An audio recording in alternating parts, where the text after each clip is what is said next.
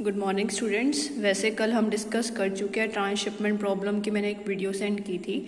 फिर भी एक क्वेश्चन और कर लेते हैं ताकि तुम्हारे माइंड में अच्छे से सेट हो जाए। ट्रांसशिपमेंट प्रॉब्लम होता क्या था, एक वही पार्ट होता है, ट्रांसपोर्टेशन का ही सब पार्ट कह सकते हो। बस इसके अंदर क्या बोल रहा है कि जो हमारी शिपमेंट्स होती हैं वो बिटवीन, देखो when shipment passes from destination to destination, from source to source, we have a transshipment problem. तो एक जैसे हमें बोला कि S1 से डायरेक्टली डेस्टिनेशन D1 पे जाना है, तो कोई ज़रूरी नहीं है कि वो ऐसे सीधा जाएगा। वो क्या हो सकता है, S1 से D2 के पास जाके D2 से D1 पे भी जा सकता है। तो वो यही बताता है कि जो हमारा ये तो ट्रांसपोर्टेशन है, देखो इसमें S1 से सीधा डायरेक्ट D1 पे जा रहा है, S2 से भी सीधा डायरेक्ट जा रहा है, तो दो पाथ्स कवर नहीं हो रहे हैं। लेकिन ट्रांसशिपमेंट में क्या हो रहा है, देखो S1 से किस पे गया, D3, और D3 से किस पे चला गया, D1 पे। तो ये वही बता रहा है कि डायरेक्टली ना जाके दो डेस्टिनेशंस पे पहुंच रहा है, उसको हम बोलते हैं ट्रांसशिपमेंट प्रॉब्लम। कि हमारे कॉलेज ने कुछ ऑर्डर किया, सपोज कर लो कहीं किसी और स्टेट से ऑर्डर किया, झारखंड से कुछ ऑर्डर किया, तो वो मटेरियल बीच में आके एक बार दिल्ली रुकता है, फिर दिल्ली से यहाँ आता है। तो ये तीन हमारे जो हो गए यहाँ पे डेस्टिनेशन, क्या हो गया, D1 दिल्ली भी एक डेस्टिनेशन हो गया, और हमारा जो कॉलेज है वो डेस्टिनेशन 2 हो गया। तो इधर ट्रांसशिपमेंट बोलते हैं कि डायरेक्टली ना पहुंच के जो बीच में हमारे ट्रांसपोर्टेशन कॉस्ट लगे, अब दोनों जगह लगे हमारी ट्रांसपोर्टेशन कॉस्ट, इसलिए हम बोलेंगे उसको ट्रांसशिपमेंट प्रॉब्लम। फिर तुम्हें पता कैसे चलेगा एग्जाम में क्या पूछा गया, तो क्वेश्चन में मेंशन कर देंगे, consider a firm having 2 factories, the firm is to ship its products from factories to 3 retail stores. 3 retail stores को सेंड करना है। The numbers of units available at factories X and Y, X के पास 200 and Y के पास 300 है, while those demanded at retail stores A, B, C are 100, 150 and 250 respectively. Rather than shipping directly from factories to retail stores, it is asked, मतलब वो यही बोल रहा है कि डायरेक्टली ना पहुंचाकर वो इन्वेस्टिगेट कर रहा है कि possibility of transshipment. The transportation cost per unit is given in the table. तो इसने यही बोला है कि वो चेक करो कि ट्रांसशिपमेंट में क्या पॉसिबिलिटी है।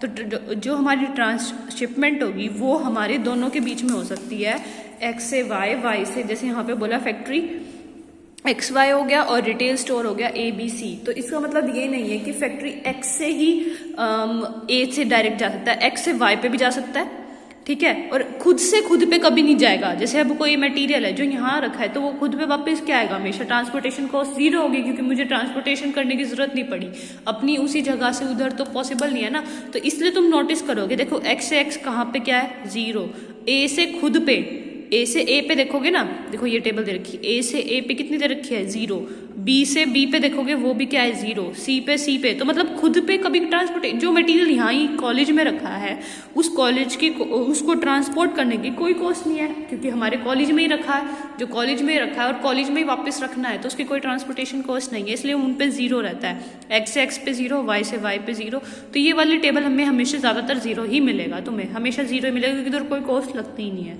अब तुम्हें इसमें क्या हुआ, तो कोई जरूरी नहीं है कि X से Y पे नहीं जाएगा, खाली X से A और X B C सब पे जाएगा, तो X से Y पे भी पॉसिबिलिटी है। तो तुम्हें टेबल कैसे बनानी है, तो जो भी तुम्हारे सोर्सेज और डेस्टिनेशन है वो सारे इस साइड मेंशन भी करोगे और इधर भी मेंशन करोगे।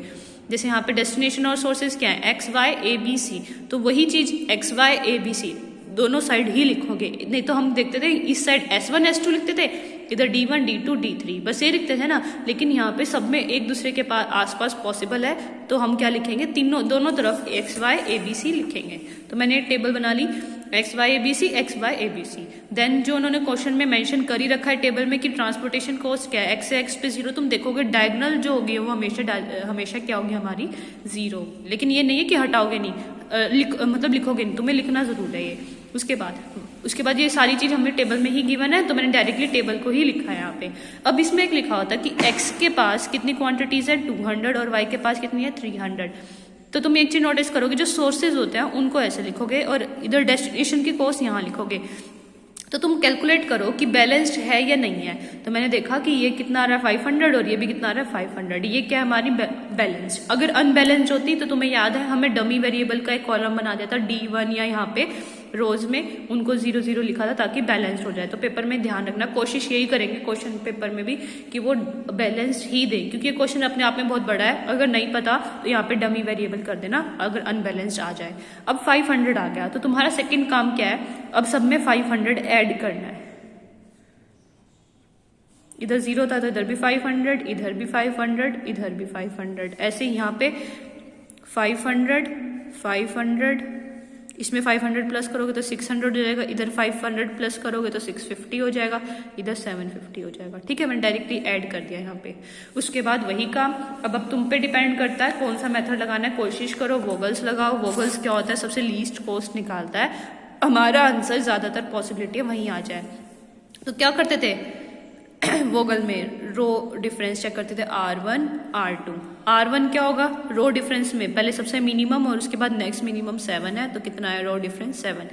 0 और 3 है इधर तो 3, इधर 0 और 1 है तो इधर 1, इधर हमारा 1 और 0 है 1, यहाँ पे 0 और 7 है तो 7। ठीक है, ऐसे ही कॉलम डिफरेंस लिखते हैं। यहाँ पे कॉलम डिफरेंस में 0 और 1, यहाँ पे 2 आएगा, यहाँ पे 1 आएगा। देख लेना तुम, ये तो तुम वैसे मैं डायरेक्टली लिख रही हूँ 0 4 और ये 1। फिर सबसे मैक्सिमम देखते हैं इनमें पेनल्टी कितनी है। सबसे मैक्सिमम पेनल्टी है 7 की, यहाँ पे तो 4 है मैक्सिमम, यहाँ पे 7। तो इधर से भी एंटर कर सकते हो और इधर से भी कहीं से भी कर सकते हो। ठीक है, लेकिन मैं कोशिश करती हूँ 7 में भी देखने की सबसे लीस्ट कॉस्ट किसके पास है। एक तो 7 ही है यहाँ पे, 0 को तो देखोगे ही, पहले ये देखोगे सबसे लीस्ट कॉस्ट कौन सी है। यहाँ पे किसी में भी एंटर कर जाओ, मैंने किया यहाँ से एंटर। उसके बाद देखना होता है सबसे लीस्ट कॉस्ट को जितना दे सकते हो उतना दे दो। तो कितनी दोगे यहाँ पे 500 यहाँ दे सकते हो, यहाँ पे कितना है 700, तो यहाँ पे कितना होगा 500 मैंने यहाँ दे दिया। तो बाकी क्या हुआ, ये भी 0, ये भी 0, ये सारे 0 हुए।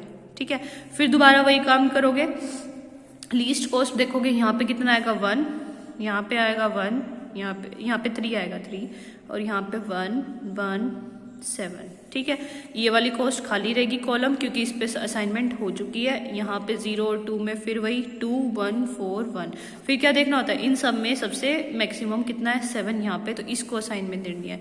इसमें सबसे लीस्ट क्या है 0, तो 0 को दे दो। यहाँ पे कितनी आएगी तुम्हारी 750 और 500, तो 500 दे दो यहाँ पे। ठीक है, तुम ये कहोगे मैम 0 पे ही देनी है, मैं 0 पे को भी खाली नहीं छोड़ना, असाइनमेंट्स यहाँ पे भी होंगी। ठीक है, अब हो गया यहाँ पे 500 हो गया, तो ये वाली पूरी रो खत्म हो चुकी है, तुम्हें इसकी जरूरत नहीं है। अब फिर वही कॉलम डिफरेंस वापस चेक करोगे, यहाँ पे फिर आएगा 1, रो डिफरेंस सॉरी 1, यहाँ पे आएगा 3, यहाँ पे आएगा फिर 1, यहाँ पे आएगा फिर 1, और यहाँ पे बच, ये तो है ही नहीं रो, ये वाली रो पूरी खत्म हो चुकी है तुम्हारी। ठीक है, सिमिलरली कॉलम में ये खत्म हो चुकी है। इधर देखोगे फिर वापस से 2 आएगा तुम्हारा, इधर 0 और 1 में 1, इधर 0 और 4 और यहाँ पे 0 खत्म हो चुका है, 3 और 1 2। तो यहाँ पे तो मैक्सिमम 4 है और यहाँ पे मैक्सिमम 3 है, तो 4 वाले में जाएंगे। तो मतलब अब हमें इधर करनी है। इधर मिनिमम कितनी है 0 के पास, तो 0 के पास कितनी दे सकते हो, इधर 650 दे सकते हो और इधर से 500, तो मैंने 500 दे दिया। तो ये भी खत्म, ये भी खत्म, ये भी खत्म। ठीक है, 500 तक आ गए। उसके बाद तुम्हें क्या करना है, दोबारा से वही प्रोसीजर 8 7 8 ये कर लोगे कंप्लीट सेम उसी के अकॉर्डिंग। चलो मैं करा ही देती हूँ कंप्लीट एक क्वेश्चन। तो 8 और 7 का 1 आएगा, यहाँ पे 3 आएगा, यहाँ पे फिर 1 आएगा, यहाँ पे खाली, ये भी खाली। ठीक है, ये तुम देख लेना 1 3 1, ये तो खाली आ ही गए। उसके बाद कॉलम में देखोगे, इधर से 2 मिलेगा तुम्हें, ये खाली मिलेगा। इधर 0 और 5 है तो इधर 5, इधर 0 और 1, यहाँ पे 1 और 3 2। तो मैक्सिमम मैंने देखा 5 है, तो मुझे इधर करनी है ट्रांसफॉर्मेशन। इधर देखो, इधर जितना भी अलोकेट कर सकते हो। 0 का है सबसे मिनिमम, इस रो में सबसे मिनिमम 0 है। इधर से 600 ले सकते हो और इधर से 500, तो मिनिमम दे सकते हैं 500। ये भी खत्म हो गया, इसका काम भी, इसका भी और इसका भी। अब बचा बस ये 2 रोज। इन 2 रो में तुम्हें पता है 1 इधर दोगे तो इधर से रो ट्रांसफॉर्मेशन के अकॉर्डिंग कितना आएगा 1 और इधर आएगा 3। ठीक है, कॉलम वाइज करोगे, इधर आएगा 8 और इधर आएगा 2, इधर 4 और इधर 6, 8 2 4 6 क्या, तो इधर मैक्सिमम है, तो इधर मैक्सिमम लोकेट कर सकते हो कितना। यहाँ पे 500 ऑलरेडी हो चुका है, रह कितना गया 700 था, तो 200 दे सकते हो इधर। तो ये खत्म, ये खत्म और ये खत्म। अब इसमें कहीं पे भी खत्म करनी है ही तुम्हें, क्योंकि ये 500 हो चुका है, 200 यहाँ दे चुके तो 300 होगा टोटल। ये भी खत्म हो चुका है इसका काम। इधर 500 दे चुके हो और बाकी सब में 0, तो 100 रहता है, तो 100 इसको दे दोगे, ठीक है। 650 में 500 यहाँ दे चुके, तो यहाँ पे कितना दोगे 150, और यहाँ पे 500 दे चुके, तो यहाँ पे 250। अब यहाँ पे टोटल कितना था 800, इसको ऐड करके देख लो, 250 और 150 400, 500 और 800 हो गया कंप्लीट। तो तुम्हारी एलोकेशन टेबल कंप्लीट हो चुकी। तो अब नेक्स्ट टेबल बनाओगे तुम, जिसमें सिर्फ लोकेशंस होंगी। ये 500 वाला एक कॉलम, एक ये, तो ये सारी बनाने के बाद देखो तुम्हारी टेबल आ जाएगी, ये वाली जो ये सर्कल कर रखे हैं, ठीक है। यहाँ तक आगे तुम्हें सारा प्रोसीजर पता है। मुझे पता लग गया कि मेरी ट्रांसपोर्टेशन कॉस्ट कितनी लगेगी। जैसे यहाँ पे 0 इंटू में 500, 0 वाले तो जरूरत है ही नहीं। जैसे टोटल कॉस्ट निकालते हो, हमेशा क्या चेक करते हो तुम, सारी कॉस्ट को, लोकेशन आइटम्स को मल्टीप्लाई करते हो, लेकिन 0 को किसी से भी मल्टीप्लाई करोगे 0 आएगा। तो ये वाला पार्ट तो वैसे भी लिखने की जरूरत नहीं है, तो ये तो 0 हो जाएगा तुम्हारा, बस बचा। तो मैं ट्रांसपोर्टेशन कॉस्ट निकाल रही हूँ, ट्रांसशिपमेंट कॉस्ट भी बोल सकते हो। ट्रांसशिपमेंट कॉस्ट कितनी आई मेरी, 8 इंटू में 200 कितना हुआ 1600, प्लस इसमें और कहीं पे भी नहीं है, इसमें ये 0 है, इधर 500 आ जाएगा, प्लस 4 इंटू में 150 कितना होगा 600, प्लस 3 इंटू में 250 750, और ये तो 0 होना ही है, सारे 0 हैं क्योंकि आगे बाकी में सब 0। तो यहाँ से तुम्हारी टोटल कॉस्ट आ गई। इन सबको ऐड कर लेंगे, 16 प्लस 5 21, 2700, 27 और 3 4 5 0 आ गया तुम्हारा ट्रांसपोर्टेशन। ट्रांसशिपमेंट कॉस्ट भी बोल सकते हो, ठीक है। लेकिन अब मुझे ये नहीं पता कि मेरा ऑप्टिमल है या नहीं है, तो मैंने ऑप्टिमल के लिए क्या बताया था, मोदी मेथड। तो आगे वही कंटिन्यू करना है, टेबल वही रहेगी। देखो ये रही टेबल। उसके बाद क्या बताया था मैंने तुम्हें, U1 U2 U3 U4, क्योंकि 5 रो है और 5 कितने कॉलम है, 5 कॉलम उतनी होगी, क्योंकि ये हमेशा स्क्वायर मैट्रिक्स ही होगा। क्योंकि मैंने बताया था जितने तुम्हारे सोर्सेज और डेस्टिनेशन वो यहाँ पे भी लिखे जाएंगे और यहाँ पे भी। आगे तुम्हें वही प्रोसीजर करना है, ये मैं नहीं कर रही हूँ। U1 U2 U3 U4 U5 V1 V2 V3 V4 V5, फिर दोनों में से तुम्हें एक को देखना था किसको मैंने 0 लेना है। मैंने बताया था कि नंबर ऑफ लोकेशन देख लो, इधर भी 3 है, इधर भी 3, रो के कॉलम के हिसाब से भी 3, तुम्हारी मर्जी है, तुम तीनों में से किसी को दे सकते हो। इन्होंने U2 को 0 मान लिया, यहाँ 0 मान लिया। आगे वही से सबकी वैल्यूज निकालोगे और उसके बाद क्या निकालोगे, DIJ में कौन सा होता था, जहाँ पे लोकेशंस नहीं है, इनमें नहीं है, उनकी वैल्यूज निकालोगे। अगर वो सारे पॉजिटिव हैं तो तुम्हारा सॉल्यूशन क्या आ गया, ऑप्टिमल।